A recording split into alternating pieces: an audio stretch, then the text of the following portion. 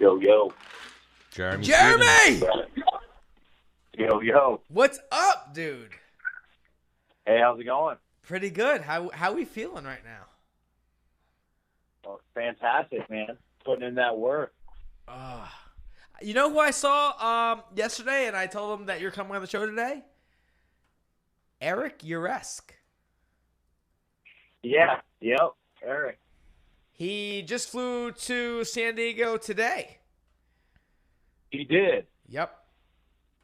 Nice. I'm actually up in Costa Mesa right now. I've been putting in some work with Ferguson. He dope. invited me up to his gym, so I've been up here working like a fucking madman. But I'll be back, I think, probably Thursday. So hopefully he's still there. Thursday, you're going back to Alliance. Yeah, I'll probably be back maybe Wednesday night, Thursday for sure. Yeah. So Eric is like, He's an OG. He's definitely an OG. I wouldn't say he's spiritual though, right? Spiritual and violence. Yes, but like he put up a post today on Facebook like, so I've been living in Phuket for 5 years around amazing friends and amazing fighters, and I decided to return back to, but I felt like I was getting too comfortable, so I flew back to the United States, and been home for 5 weeks, and I'm going to go back to my favorite city of San Diego. I have no place to stay, no job, but that's what gets me going is like fear, so and not being comfortable. So I'm gonna use my skill. Hey, sorry to interrupt, but just someone put out there that have him hit me up. I have an extra bedroom at my house. Okay. He's one of my favorite training partners, man. His wrestling, and he was so small and able to get underneath and like hold me down, man. I enjoy training with Eric. Yeah. Uresk. So he's somebody reach out to him, tell him just to hit me up. He's got a place. Okay. Warm plate of food at Mikasa, so okay, we're all good there. So, Beautiful. so that's one thing me and him were talking about yesterday. I was like, because you, Jeremy, are you're a competitor. Would you say you're more of a gamer than a gym hero? Yeah, I would say at first, at soul pure heart, I'm a fighter who's learned martial arts, the discipline, and became athletic and really taught myself a lot of mental toughness and just life experience. So at the source, I would say fighter. Yeah, because Eric has come into my gym, and I'm pretty sure the same thing that happened to me has happened to you. Is like, who's this little jack motherfucker that's about my weight? That like, and you see him going with other people, kind of fucking him up. I'm like, yo, not here. And then you grab a hold of him, and the next thing you know, you go for a ride, and you're like, what? No, dude. Like, yeah. Fuck you. I'm going to fuck you up. And then you get to meet him, and you're like, this dude's dope. Those are the exact words that I said. Like, who the fuck's this guy? Right. Like, who's this little monster? But, man, he had a name for that. He goes, man, let's get some sky miles today. He's always talking about sky miles, air miles, Yeah. And man, he was just his Greco to really wrestling, grappling was it's amazing, and his spirit in the gym. It's no bullshit. Come here, work hard, work smart, no ego, and yeah, no ego. Just fucking let's get to work. He's the type of guy to be like, oh, why are we talking? Why are we talking right now? Yeah. And it just no bullshit. And man, I enjoy training with him, man. I'm actually glad he's back in San Diego. That's good news. He said you're actually one of his favorite people to work with. Man, I'd say the same thing about him, man. He's a great training partner. I put in years with him. It was kind of sad to see him go, but I know everybody has their own journey, and I always knew that he'd be back, someday, or at least still be around. And I imagine, I've heard some guys come over from Alliance from that Phuket top team where he's training at, and he's always recommended that gym, and he brings in some good guys over here, and they always say the same thing. You're a good person when people are talking good about you. Yeah, for sure. So let's go back to Jeremy Stevens. Jeremy, where were you born and raised? I was born in Des Moines, Iowa. That's right. It's you throw a dart in the middle of the United States of America, it'll land on the bullseye. That's the heart, the quarter zone. That's my state. That's my city. That's a big wrestling state. Did you wrestle growing up? Yeah, I wrestled as a kid growing up, and then, as my family split apart, I tended more to baseball and other athletics, and then I got back in wrestling in high school to like my junior year, and I had stopped after that and was pretty committed to baseball.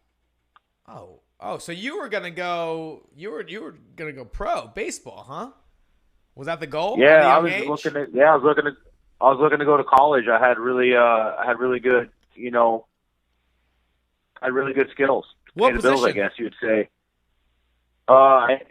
By my senior year, I was playing catcher. I played second. I played outfield, and then one day I come running in, and my coach was like, "Hey, you ever caught before?" I was like, "Yeah, like in Pee Wee." He's like, "Gear up." And then I started playing catcher, and I was actually really good. I enjoyed it, and I ended up kind of owning that position and beating the next guy out, and that was my spot. And actually, I enjoyed it. Jeremy, ready for this? When I was in third grade, guess what position I was? What's that? Center field and catcher. Nice, dude. Yeah. That's dope, man. I love baseball. I actually watching my girls play softball now. It's amazing. I've been trying to tell them my little plays and be aware, and they're just kind of looking at me like, "Yeah, all right, Dad." Jeremy, do you want to know why I quit playing baseball? You became a fighter? No. I was out in center field. You can't call timeout in baseball. Yeah. I pissed myself in center field. Oh, shit. Yeah. It was all like that sucks. Yeah, you should have just whipped. Why didn't you just whip it out, bro? I don't know. I'm in third. Like, it's not big. It's still not big, but like it wasn't really big. Like you should have bent down to tie your shoe and did one of those.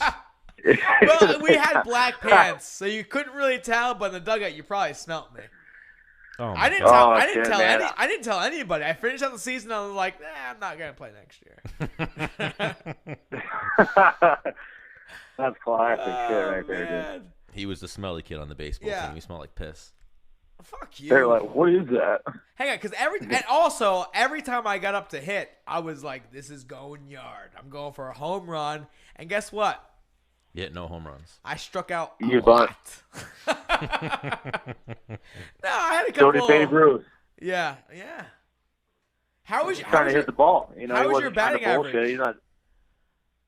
I don't know. I was pretty consistent. I was a good hitter. I was the type of guy that, there'd be fast pitchers, and I was pretty consistent at, always pulling the ball to like right center to get extra bases and get my my guys around that are on second. So I mean, I could hit anybody, and I just I was just one of those kids that was like, man, hit, like, especially if I played outfield, wherever it was, hit the ball to me. Like, I want to make this play, especially if it was like a ground ball to outfield and the guy's on second, he's trying to score and go home. I was always like wanting to just fucking gun it all the way down from outfield and just make that throw and get them guys out. So that was just me. Yeah. So I caught two things there. One, maybe like the fact that you can hit balls and your eye-hand coordination is so good is why you've been knocking motherfuckers out. That's one thing. And then two, maybe why you like fighting so much is because you want to be the guy out there in the baseball field making that big play and be the hero. But when fighting, like, you're the fucking hero.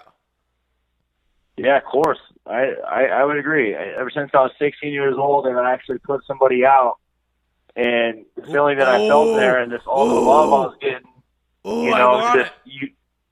that feeling, you're just like, fuck, I want more of that. And it's like, and it's a good accomplishment too, just for yourself personally, because not really anybody knows what truly, how much work that I actually put in. At night when I'm running, when everybody's sleeping, and I've already trained enough throughout the day. So it's like that. It's for yourself, and it's also for the love that you get and you receive. And probably with the hand-eye coordination for sure, man.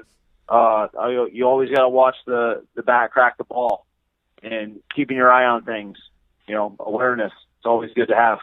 Yeah, when I swung, I looked like where I wanted the ball to go, and it didn't go there. I went in the catcher's mitt. That sucked. And then I would go back to the dugout and like I'd be like fucking like crying like and like put like so no one could see it like fucking just trying to hold it in. Yeah. Just in my chest. I'm trying to hold tears in my chest. I'm like, don't look at me, Jeremy. Like, no, dude. I bet you when you got a hold of it, though, you blasted it. Yeah, I had a couple. Big tree trunks of legs there. Hey, I had 2 in the park home runs. That's my claim to fame in baseball. Okay. And pissing myself in center field. Did you eat sunflower seeds? Back then? Yeah. Did you like just? No. Man, no. I chew tobacco now. I still eat sunflower seeds.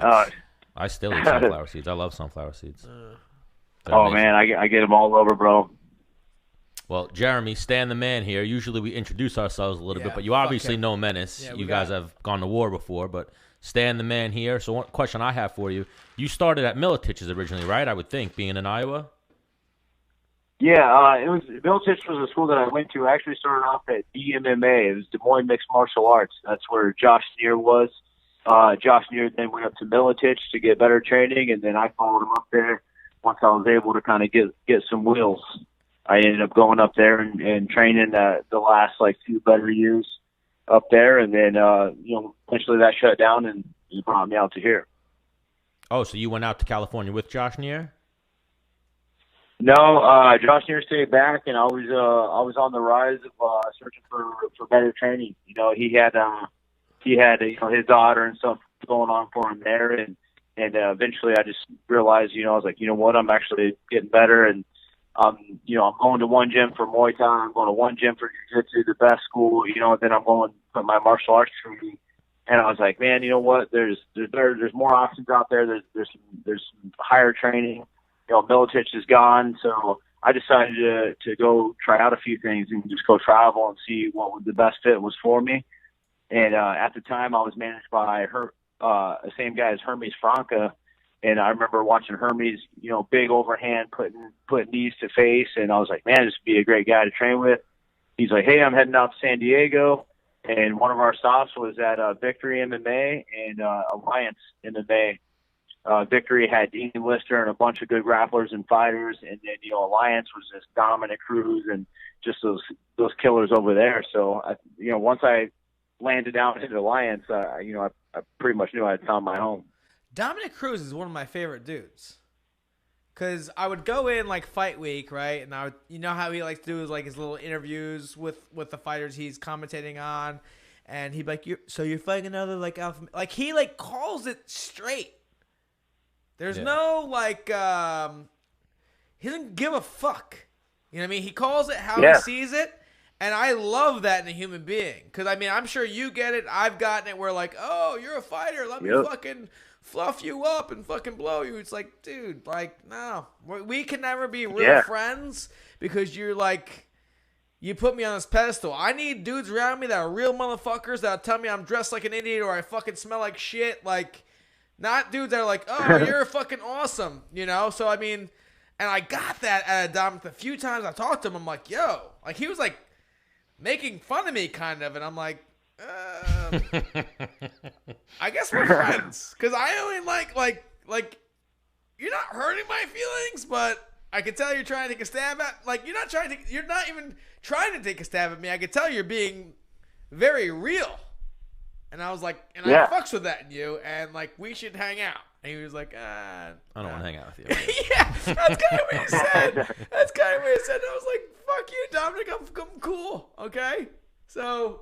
Well, he's a home. I'll grab your little ass and we're hanging out. All right. He's a real home team type of guy, so I'm sure him and Jeremy are close. So you're probably a bit of the enemy in his eyes. Well, no, I disagree because 3 alpha male guys beat me. He's got a big thing against alpha male. Like if anything, he would be rooting for me. No, Jeremy, what do you think? Yeah. Yeah. All right. Yeah. I love Dom, dude. That's my guy. He's always gonna keep it real and how he sees it. I didn't really catch what you were saying about the alpha male team. Is that when you were over there? Is what I'm getting, and we had the thing with the alpha males. Is that what you're saying? No, I cut out a little bit. No, I went to alpha male like way before I was like in the UFC. I went there just for like 1 week. No, but I had fought 3 alpha male guys in a row, and that's why I went on that little fucking losing streak. Oh. And I would go in and talk to Dom, and I'd be going against the next guy. He'd be like, "Hey, so Dennis, what did you switch up going to this camp?" I'm like, "Nothing. I'm gonna fucking keep doing what I'm doing." He's like, "Well, you think it's a good idea? Like, you're going against alpha male guys. Like, they studied you and they know what beats you." Like, I'm like, "Nah, fuck that. The last loss was bullshit." He's like, "Well, you still lost." I'm like, "No, I did." He's like, "Well, the record says you did." I'm like, "Fuck you, Dom." Yeah, I get that. You know what? Me and him both talked. We always thought that you should have came down to Alliance before then. We're like, dude, you belong over here, not over there getting fluffed and feathered. Yeah. But honestly, man, I honestly thought that you.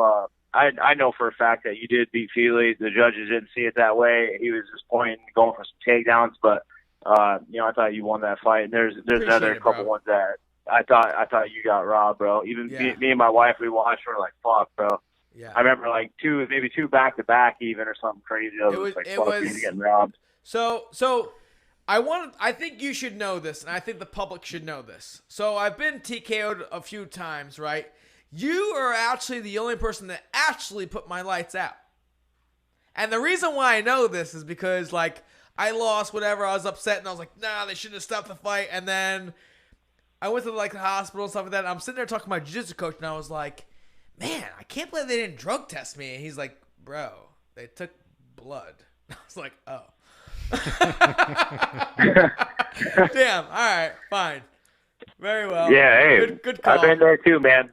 You I know? thought, I got knocked out by Ease Edwards, dude, and I didn't come back till like way later. And I was sitting there talking. I kept realizing I was asking the same questions, and the guy's like, "Who's president?" And is Barack Obama? And I was like George Bush, bro. I'm like,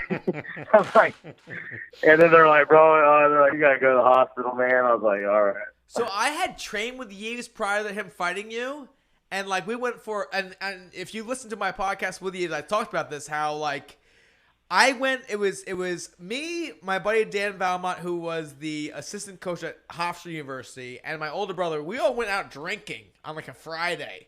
Yves doesn't drink, right? So and Yves would stay with me and my roommate, and the next day, hey, Yves, like, you got a fight, come up, let's go for a run. So we ran the boardwalk, which is 4 miles. Like, it's like 2 miles down, 2 miles back. Me, my older brother, who doesn't train at all, and Dan Valmont smoked Yves. I dropped back a few times, like, Yves, listen, man, you got a fight, come up. Like, pick it up. He's like, fuck you, Bermudez. I'm like, all right, whatever. Like, and we were having a conversation while we were jogging. We got back, I showered, came out, and he was just coming. I was like, Yves, you got to be kidding me. So when I found out I was fighting you, I'm like, dude, if Yves beat him, like, I should crush you. And then it didn't go that way. But hang on.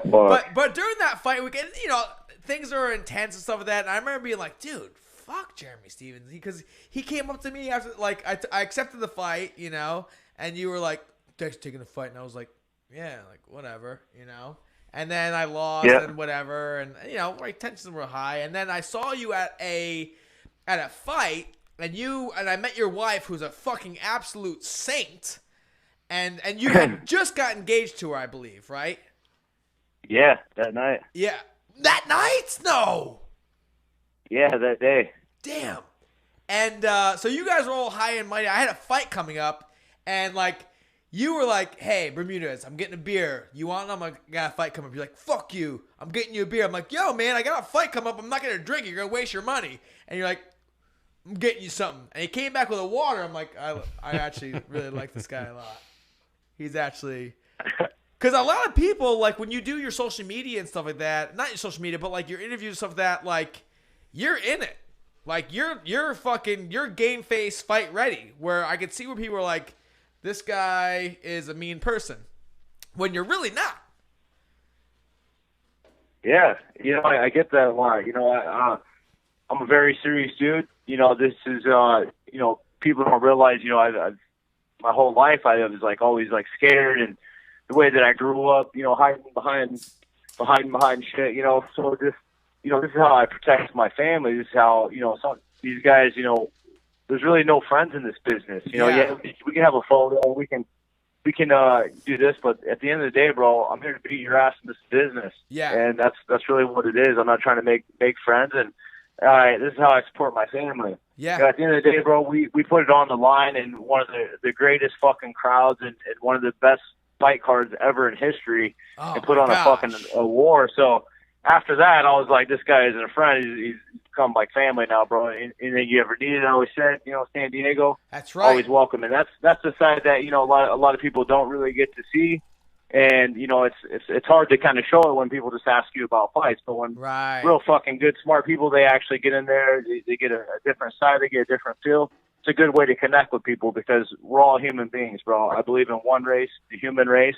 And the more that you can kind of let people just, hey, man, like I was insecure, or hey, man, sorry about this, and you keep it real, the more way we can connect with people. And I think that's a good thing. I've been trying to tap into that more lately, but you know, when business is business, I guess. Right, yeah, for sure. And Stan, like, Jeremy's offered me a bedroom in his house, not like multiple times. Yeah. And I'm like, I guess, you know, now I'm retired, like, I guess I could kick myself in the ass for that, because I mean, you guys have some great training over there at Alliance. Like, you guys are doing some fucking fantastic things over there, man. Yeah, it's the San Diego coast, bro. This is where mixed martial arts begun, was in San Diego. You know, back with Dean Lister, Ken Shamrock, all them guys. Those are like the OG legends. It's spread across here, but you know, Southern San Diego's kept a really good feel. You know, I train at Atos Jiu-Jitsu Academy. Those guys are in ADC Worlds right now. We're doing 2.5-hour grind fucking practices, bro. We're little men and people that would never train wouldn't even know what to do. You know, it's real grimy. Then I come up here and you know, I train with Tony Ferguson and just grinding, bro. Hours and hours nonstop. You know, this is all over the Pacific Coast, bro. And it's amazing to have these gifts right here available to you. Sure. All you gotta do is just go try it out, man. It's a blessing. For sure. Now, like, you have a couple kids. I have kids. That's why it can be conflicting. Kind of, you know, missing your kids for 2 weeks or a month, going away to train, you know. So sometimes, like, it's, I guess, you know, it was just easier to stay here, really, you know, and you didn't feel as guilty leaving, you know, which is, you know, it's tough. I mean, I'm sure you understand, you know. Yeah, you know, it's all about time management, you know, working your time, figuring it out. Like you said, man, I have a saint of a wife, dude, who just put her dreams aside and really let me kind of do my thing, and I make sure that I take care of things on the back end, and I wouldn't be able to do it without her. Yeah. And as far as like my kids stuff, bro, I just let them know the truth. You know, I'm like, hey, Dad's got to go bust ahead. This is how we live. And you know, they're going back home. They're in school year all around, so they're actually going back home to Iowa to visit some family. So I left them pretty set up tight, and they know that, hey, this is just a small sacrifice for the bigger picture. Right. How old you have two girls, right? Yeah, 2 daughters. How old are your girls? 10 and about to be 8, so I'm actually missing a birthday. Oh man, I'm sorry to hear that, but I mean, I'm sure you'll make up for it later. She's good. She's got a taquero and piñatas all over the place, bro. She's in good hands. That's right. And she's got the pool going, so she's good. Well, here's that's something funny too. That you two fought. He's Mexican. You're Puerto Rican. No, he's not. Yes, he is. His lady's Mexican. No, aren't you Mexican as well, Jeremy?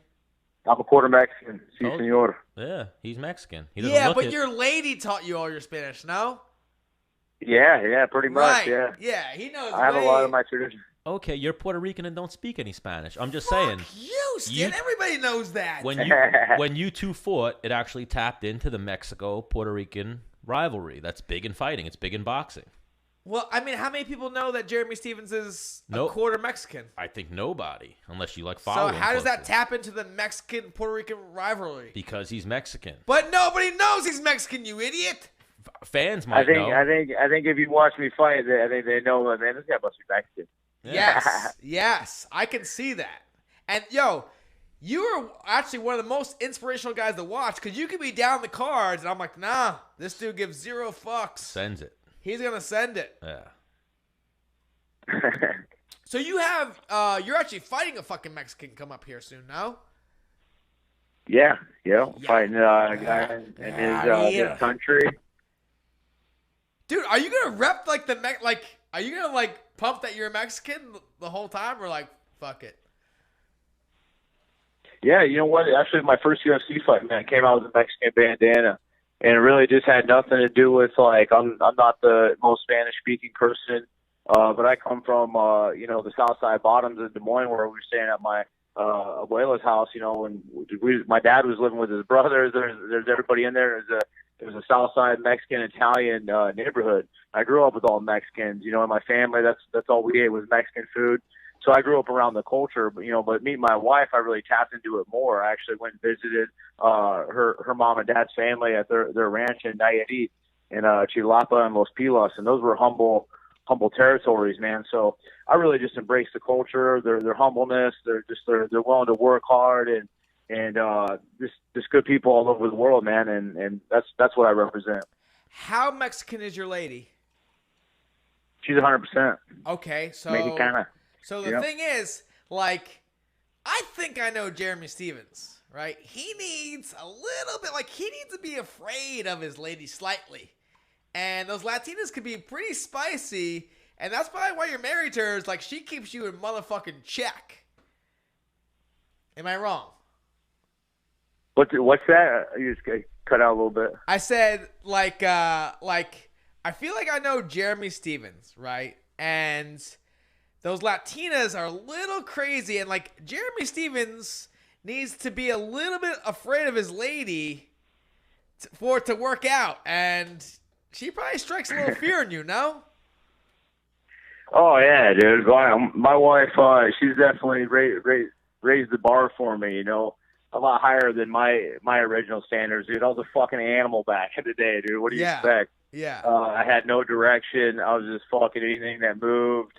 Just a terrorizer, and then I met her, bro, and it just really changed my life for the better. And she's the realest fucking person I know, and she's just brutally honest with me, and for sure. Yeah. Have I ever came home late, and tried sneaking in the door and then got punched right in the chest? For sure. So yeah, there's a little fear there, bro. No, I mean, I met her that one night. I forget where were we at, Barclays or I forget what fight, and I was like, nah, she's dope. She's a real one. Yeah. And I forget. 100%. Maybe a fan did something and you almost beat him up, and he was like, no, fucking sit down. And you're like, yeah, you're lucky. You're lucky my lady's here. And I was like, damn, okay. It's amazing. Hey, and I do remember getting you, I got you a Red Bull. You got me a water, didn't you? Oh, was it water? I thought I got you a Red Bull too. I mean, there's a solid chance where I was like, this guy's trying to party. Give me a fucking energy drink. I'm fucking ready to go, dude. What's your favorite energy drink? Favorite energy drink? Probably a Blue Rockstar. A Blue Rockstar. Have you ever tried G Fuel? Nah. Well, we're gonna send you out some. Nice.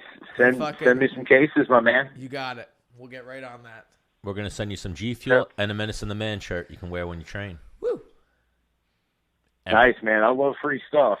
And anybody else out there listen, you guys got any free things? Send them my way. I love free things. Is that the Spanish in us? Free. Yep. Libertad. Free food. I don't know what you said, but free in Spanish, I think. I would imagine, right? Libertad. Freedom. So you're going out to Mexico on this coming Sunday? Yeah, I'll be in Mexico this weekend to get acclimated to the elevation. Yeah, we'll see what it does, man. I've been running mountains. I've been busting hours, man. The other day I ran 2 hours 15 minutes. Trained for about 4 hours with Tony Ferguson on some killer intense shit, but all good work, bro. So my legs, my body, it's ready for the heat. We just got to go get out there and get those lungs adjusted. And I think it's a quick, easy fix. There's some things in my diet that I can really tap into, and other than that, man, it's just enjoy the journey, have fun, be loose, and Grey Goose at the end of the fight. For sure. Is Tony going to the fight? What's that? Is Ferguson going to the fight? I don't know. Just see if the schedule can come down. I'm hoping to get him down there a little bit for a few weekends. He's trained in the mountains in Big Bear and the altitude, and he trains like a madman, dude. I literally thought that, because I do some crazy gnarly training where I'll look over and no one else is around. Yeah. But I brought a friend up here the other day, and me and Ferguson, dude, we put in 5.5 hours literally in the gym of just training, grinding, just doing nonstop shit, Mayweather shit. Yeah. And my buddy, he's like, dude, I think you met your brother, bro. He's like, I didn't know there was another person like you. And me and Ferguson just rocked out, bro. And it was cool that he came here. He welcomed me with open arms. Right as I got in, motherfucker taped my hands up. Dude, we just started just getting after it, doing all types of shit at a real high level, real smart, methodical thinking. And it made it real fun. And we just got after it all day like two kids in a fucking jungle gym. It was gnarly. I like it. Yeah, I've heard stories of how Ferguson trains, like listening to Eddie Bravo and stuff, and he's 8 hours, 6 hours. Like, he trains like a 9 to 5. Like, he'll train a whole day pretty much. Yeah. And it's like, dude, why don't you stop? Just keeps going. Yeah. Yeah, we don't, man. We literally, when we stopped, we were just kind of chilling, watching a little bit of film and going over some shit. And we got after it, dude. We were up running until about like 1 in the morning last night, while everybody's sleeping. I ran 75 minutes in the morning, and then at night I busted out another hour and 5. We just fucking got in. We got after it all damn day. So I enjoy this type of training. He's super intense as well. Super intense. Like, I met him one time, and like the intensity, it didn't waver at all. He was like ready to fight me because I made a bad joke. Yeah, I feel like he's kind of misunderstood like me a little bit. He's intense. He's just passionate. He's telling he means what he says, and he loves what he does, and he just kind of comes off unorthodox. But he's a real passionate dude. I mean, the guy we just kind of, I met him before, we sparred before back in the day, and we've exchanged some word over Twitter, but we've hashed a lot of the stuff out. And this guy came in, he's wrapping my hands, he was stretching me out, bro. He's taking care of me like a lifelong teammate. It was really cool to see, and I was like, damn, this is like what we were just talking about earlier. Like, man, this is the side that you don't see of a real genuine dude who cares. He's putting in his time with me, and he doesn't owe me a goddamn thing. Right. He's just doing that out of the kindness of the heart, man. That's what fighters are about, bro. That's that real shit, the raw shit. So after this fight, after you win this fight, the next camp you'll have, he'll definitely be a part of it, no? Hello? What's that? I said after you win this fight, the next camp you have, he'll definitely be a part of it, no? Yeah, I actually plan on extending the friendship and the training. Not a lot of people get invited up here to Tony Ferguson's gym.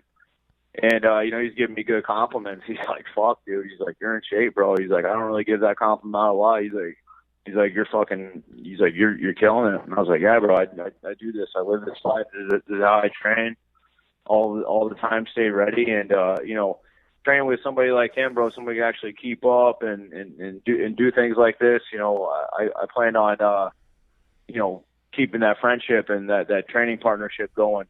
I can see us, doing big things. For sure. So last question, right? Yeah. Well, we can go all night with him. I got many things I could say to Jeremy Stephens. Last question is, you started at the big leagues at such a young age. Where do you see the ceiling of your career? Or you're just gonna keep riding it until fucking the wheels fall off? Or do you have a backup plan? What's the plan for Jeremy Stephens? Obviously become world champion. What's the plan? Yeah, the plan is kind of do what I'm doing. I've been tapping into like motivational speaking. Okay. I've been talking to my boy Miles, and tapping into real estate, taking my money and investing into real estate. Other than that, there's a few other things on the line, but right now, man, I'm just getting my money and enjoying life. Every day is a new day. I could check out tonight, tomorrow. Who knows what the fuck's going to happen? I'm going to enjoy the day. I'm going to get after it. I'm going to have a good time. I'm going to tell the ones that I love them the most. and just keep rocking, bro. Keep setting out the good vibes, being a good person, and make money, and put my money into real estate, and just watch it sit back, collect, and go enjoy my life and raise my kids. That's the happy end game for me. You know, I'm financially free, have things set up for myself, let my hard work just kind of take care of itself in the end, so I can retire and retire happy and enjoy life. Cause what age were you when you were in the big leagues? When you were with Zuffa? 21. I was 18. That's what I thought. 18. Fought pro, and my 21st birthday was my first fight in UFC. Oh, okay. Yeah. Okay. Dude, that's a long time. And he never left. You know, sometimes guys wind up having a little downside, and then they leave for a fight or two, and then they come back. Jeremy Stephens been with the UFC 12 years, 13 years. How old are you now, bro? 33. Damn. Yeah, he's an OG at a young age. Yeah. Because I remember I'm not fucking leaving.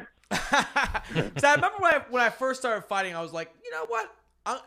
Maybe at 35, I'll retire if I'm not ready. And it just so happened. I mean, that losing streak really just put a bad taste in my mouth. I was like, fuck this, man. I'm not doing this shit. You know, I'm cool. You know. I think you got more. I think you got one more in you, Dennis. I think you should come back and do a camp at Alliance. Hang on. I know I can win fights in the UFC, but I'm not. I wasn't fighting in the UFC just to get money and to get wins. I was fighting the UFC to become a world champion. And with those losses, it just put me so far down the list that I knew it was going to take me a minimum of 3 years to get a title shot. And I'm like, and at that point, like waking up in the morning, like my body was hurting and I wasn't recovering the same. I was like, I just lost the drive. And I thought about relocating and going to another gym and just, you know, a refresh start. But loyalty is almost one of my downfalls to an extent, you know, where I'm like, no, you're my guy. Like, I'll do anything. I'm with you to, you know, ride or die forever, you know, and it was the very first gym I was at. I was there longer than I wanted to stay. And, I left, you know, for a girl, which is, you know the wrong reason usually. No, I mean, but no, but it got me into a better gym, you know. But I just, you know, you know when Thursday it's pro class, you know exactly what positions you're gonna be doing, exactly who's gonna be there, exactly how hard it's gonna be. It's like after years of that, you're like, fuck, man, like, you know, where you go to a new gym, I'm sure going to Ferguson, you're like, what's up? What are we doing? And you have all these question marks. You're not sure, and you're like on edge, and you're ready to go because you don't know what the fuck you're getting into, and it ends up being a good workout. Yeah. So training with Ferguson, does he still have Muay Thai Anthony out there with him? What's that? You say Muay Thai weird, Stan. Muay Thai? I do. Muay. I remember when I met Ferguson in California, he was training with this guy. They called him Muay Thai Anthony. Is he still with him? Anthony, yeah, I know who he is. Yep. I don't know. I know who Anthony is. I've actually hit pads with him before. He kind of has like a little different style, you know, real groovy, slick stuff. But I know they're boys and shit. Yeah. One time he set up some training when we were in California, and I met Ferguson. I grew up in the sport, but then I went up to Tony, and I'm like, you want to do some rounds with the bootleg Michael Chiesa? And he kind of like, Anthony told me he was joking around, but to me, he took that the wrong way. He basically went out of his gym bag, walked up to me, got like 1 inch away from my nose, and was like, that all depends. Can you take a punch?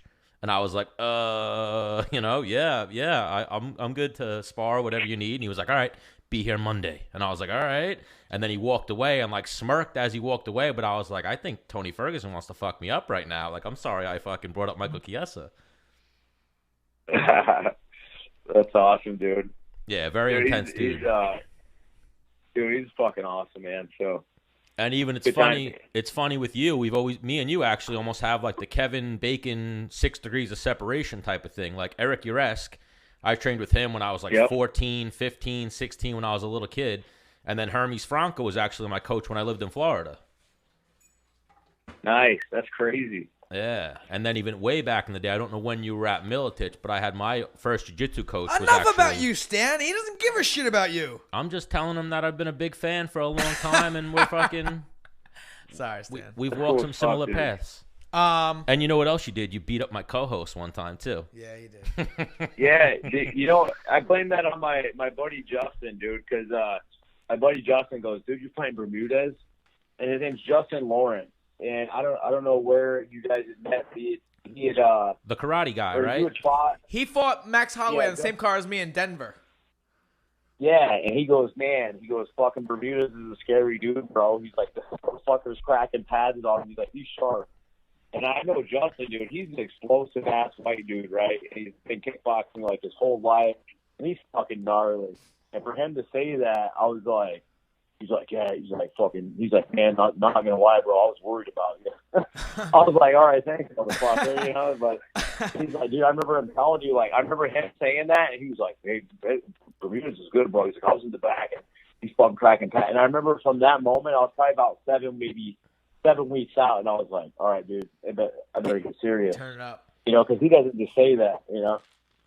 Well, I've told you that before, Menace, as well. There was one fight where I was like, oh, Menace, you're fighting Jeremy Stephens? Yeah, I can concur with that because Jeremy Stephens is a big name in the MMA community, so it was very easy for me to push myself the extra edge to get ready to fight Jeremy. Yeah.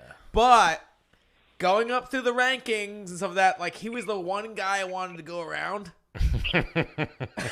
Because you could be kicking Jeremy Stephens' ass for fucking 24 minutes and you're not promised that last minute. Yeah.